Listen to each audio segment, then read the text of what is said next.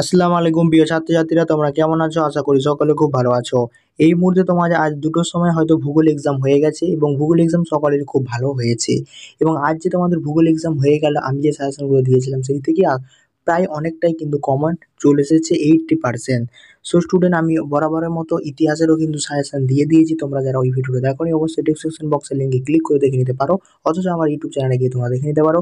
So student, আজকে আমি তোমাদের সামনে যে তোমরা ভূগোল এক্সামটা আজ যে দিলে, সেই ভূগোল এক্সামের এমসিকিউ এসএকিউ সত্য মিথ্যা এবং কালাম ম্যাচিং সম্পূর্ণটা নির্ভুল উত্তর নিয়ে একদম আলোচনা করব। কোনো প্রকার অ্যান্সার ভুল থাকবে না। যদিও বা গলতি একটা দুটো থেকে যায় তাহলে তোমরা কিন্তু সঠিক অ্যান্সারটা কিন্তু কমেন্টে জানাবে, সেটা কিন্তু আমি বিবেচনা করে বলবো সেটা উত্তরটা ঠিক হয়েছে কি ভুল হয়েছে কিনা। সো শুনে বেশি না কথা বাড়িয়ে আজকে ভিডিওটা শুরু করা যাক। দেখো, প্রথমে যে প্রশ্নটা তোমাদের এসেছিল একদম সহজ প্রশ্ন, সেটা হচ্ছে যে সর্বাধিক শক্তিশালী বহির্জাত প্রক্রিয়াটার নাম হচ্ছে কি? নদী। উত্তর হবে কি? নদী। তারপরে যে প্রশ্ন সেটি হচ্ছে যে দুটি নদী অববাহিকার মধ্যভূমি উচ্চভূমি কি বলা হয়? জলবিভাজিকা বলা হয় তাকে। তারপর হচ্ছে ডিমে ঝুড়ি ভর্তি যে বিষয় বলা হয় তাকে হচ্ছে ড্রামলিন বলা হয় তাকে। তারপর হচ্ছে অতিবেগুনি রশ্মি বায়ুমণ্ডলে যে স্তরে শোষিত হয়ে যায়, খুব ইজি ইজি কিন্তু প্রশ্নগুলো এসেছিল, সেটা হবে কি? ওজোন স্তরের মধ্যে কিন্তু শোষণ হয়ে থাকে। আকস্মিক বায়ুর নাম কি? একটা হবে চিনুক, একটি আকস্মিক বায়ু। তারপরে হচ্ছে যে শৈবাল সাগর দেখা যায় কোথায়? দেখা যায় আটলান্টিক মহাসাগরে। শৈবাল সাগর কোথায় দেখা যায়? আটলান্টিক মহাসাগরে। তারপরে হচ্ছে স্কাবার যন্ত্রটি কিভাবে ব্যবহার করা হয়? বায়ু দূষণ পরিমাপ করার ক্ষেত্রে কিন্তু ব্যবহার করা হয়ে থাকে। তারপরে উচ্চ গঙ্গা সমভূমি নদীর পরিবারকে কি বলা হয়? খাদার বলা হয় থাকে। ভারতের বৃহত্তম উপগ্রহদের নাম কি? চিল্কা। ভারতের বৃহত্তম উপগ্রহদের নাম হচ্ছে চিল্কা। ভারতের পশ্চিম ঝঞ্ঝা কোথায় দেখা যায়? অর্থাৎ কোন কালে? শীতকালে কিন্তু পশ্চিমী ঝঞ্ঝা দেখা যায়, আমরা সকলেই কিন্তু জানি। ভারতের বৃহত্তম নদী পরিকল্পনার নাম কি? ভারতের বৃহত্তম নদী পরিকল্পনার নাম হচ্ছে ভাঙারনাঙ্গা নদী পরিকল্পনা। এটা হয়তো অনেকেরই ভুল যেতে পারে, বাট আমি জানি না তোমরা কে কী করেছো এবং পরীক্ষা কীরকম হয়েছে অবশ্যই কমেন্টে জানাতে কিন্তু ভুলো না। বিশুদ্ধ কাঁচামাল ভিত্তিক শিল্প হচ্ছে তুলা বয়ন শিল্প। ভারতের ভারতের দীর্ঘতম নদী ভারতের দীর্ঘতম জাতীয় সড়ক পথের নাম হচ্ছে ন্যাশনাল হাইওয়ে 44। যদি এখানে ন্যাশনাল হাইওয়ে 7 থাকতো তাহলে 7 কিন্তু দিতে হতো। উপগ্রহ চিত্রের বনভূমিকে যে রঙে দেখানো হয়, এখানে কোন রঙ হবে? কালো রঙে কিন্তু দেখা যায়। বনভূমিকে সবসময় কিন্তু অরণ্য বনভূমি এগুলোকে কালো রঙে দেখানো হয়। এটা অনেকেই কিন্তু লাল করে দিয়েছে, বাট এটা অ্যান্সার কালো হবে।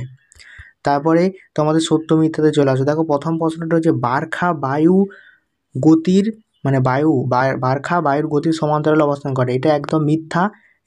শিব বা লিয়ারি হচ্ছে বায়ুর সমান্তরালে অবস্থান করে, বাট বারখা কোনোদিন সমান্তরালে অবস্থাপন করেনি, আড়াআড়িভাবে কিন্তু অবস্থান করে, তাই এটা কি হবে? ফলস। তারপরে হচ্ছে যে সমুদ্র বায়ু বিকেলবেলা প্রবাহিত হয়, এটাও কিন্তু মিথ্যা। সমুদ্র বায়ু কখনো বিকেলবেলা প্রবাহিত হয় না, সন্ধ্যার পর থেকে ওই ভোরের দিকে কিন্তু প্রবাহিত হয়ে থাকে। সিএফসি এক প্রকার গ্রিনহাউস গ্যাস, এটা কিন্তু সত্য। সিএফসি হচ্ছে এক ধরনের গ্রিনহাউস গ্যাস। নর্মদা নদী উপত্যকা একটি গস্ত উপত্যকার উদাহরণ। নর্দমা যে উপত্যকাটা গস্ত উপত্যকা হচ্ছে নর্দমা উপত্যকা, এটাও কিন্তু সত্য। ভারতের রুট বলা হয় ভিলাইকে।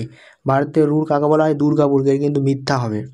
তারপরে হচ্ছে ভারতের জনসংখ্যার প্রধান বৈশিষ্ট্য হচ্ছে সমাবন্টন, এটাও কিন্তু মিথ্যা হবে অ্যান্সার। তারপরে সরাসরি তোমাদের যে শূন্যস্থান পূরণ আছে সেই শূন্যস্থান পূরণে চলে আসো। এখানে যে অ্যান্সারগুলো করে দিয়েছে তোমরা এগুলো ফলো করবে না, আমি যেগুলো বলছি সেগুলো কিন্তু দেখে দেখে তোমরা মিলাবে এবং কত নাম্বার হয়েছে শর্টে সেটা কিন্তু আমাকে কমেন্টে জানাবে। উচ্চ প্রবাহী নদীর প্রধান কাজ হচ্ছে ক্ষয়, এটা কিন্তু ইজিলি কষ্ট। বায়ুমণ্ডলে তাপের প্রধান উৎস হচ্ছে সূর্য, এটা কিন্তু প্রশ্নটা একটু ঘুরিয়ে দিয়েছে। হ্যাঁ, প্রশ্নটা কিন্তু ঘুরে দিয়েছে একটু। বায়ুমণ্ডলের প্রধান তাপের উৎস হচ্ছে সূর্য। 4 সূর্য পৃথিবী একই রেখা অবস্থান করে তাকে সিজিকি বলা হয় তাকে। পর্বতের ড্যাশ ঢালে বৃষ্টি ছায়া অঞ্চল বলা হয়। দেখো, আমরা শৈলক্ষে বৃষ্টিপাতে যারা জানো সেটা কিন্তু জানবে, অনুপাত ঢালে কিন্তু বৃষ্টিপাত হয়ে যায়, বা প্রতিপাত ঢালে কিন্তু বৃষ্টিপাত হয় না, প্রতিপাত ঢালকে যেতে পারে না, তাই প্রতিপাত ঢালে কিন্তু বৃষ্টির ছায়া অঞ্চল বলা হয়, প্রতিপাত ঢাল। হেক্টর প্রতি গম উৎপাদনে ড্যাশ রাজ্য প্রথম স্থান অধিকার করেছে? পাঞ্জাব রাজ্য এখানে প্রথম স্থান অধিকার করেছে, পাঞ্জাব। তারপর হচ্ছে ভারতের জীবনরেখা বলা হয় রেলপথকে, ভারতের জীবনরেখা বলা হয় তাকে রেলপথকে। তারপর হচ্ছে এখানে আমাদের স্তম্ভমেলনটা দেখে নেবো একটু, এটা ইজিলি একদম ইজি পড়েছে স্তম্ভমেলনটা। প্রথম হবে গ্রাফ রেখা। গ্রাফ রেখাটা কী হবে বলো তো? হিমবাহের সঞ্চয় কার্যের ফলে কিন্তু সৃষ্টি হয়। গ্রাফ রেখাটা এখানে হিমবাহের সঞ্চয় কার্যের ফলে সৃষ্টি হয়, অর্থাৎ 1-এরটা 5-এরটা হবে। তারপরে হচ্ছে যে তোমাদের 3R। 3Rটা বর্জ্য ব্যবস্থাপনা। ল্যাবরার স্রোত হবে আটলান্টিক মহাসাগরে প্রবাহিত হয়। মাজুলি ব্রহ্মপুত্র নদী হবে।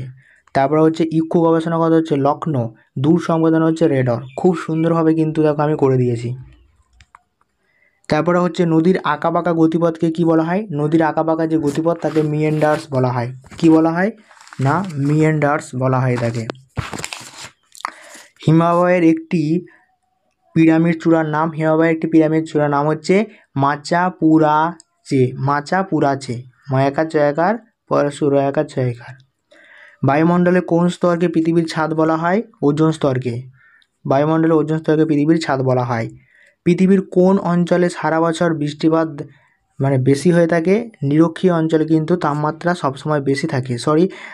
তাপমাত্রা বেশি হয়, নিরক্ষীয় অঞ্চলে সবসময় তাপমাত্রা বেশি হয়। কেন হয়? কারণ ওখানে সূর্যরশ্মি সারা বছর লম্বভাবে কিরণ দেয়, ফলে উত্তপ্ত বেশি হয়।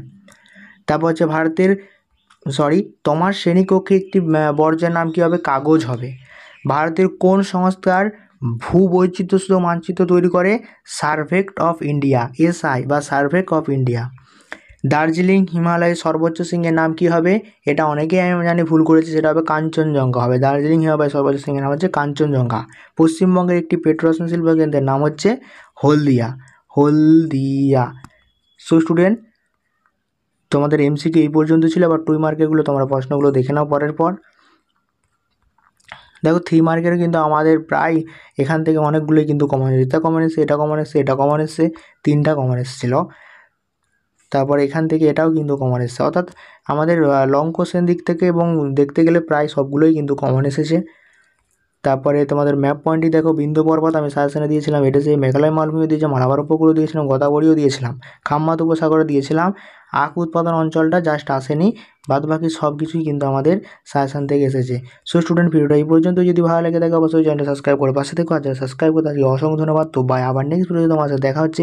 আর ইসলামের ইতিহাস এবং ইতিহাসের সাজেশন অলরেডি দেওয়া হয়ে গেছে। তোমরা যারা ওই ভিডিওগুলো দেখো নি অবশ্যই সেই ভিডিওগুলো দেখে নিতে পারো ডিসক্রিপশন বক্সের লিঙ্কে ক্লিক করে।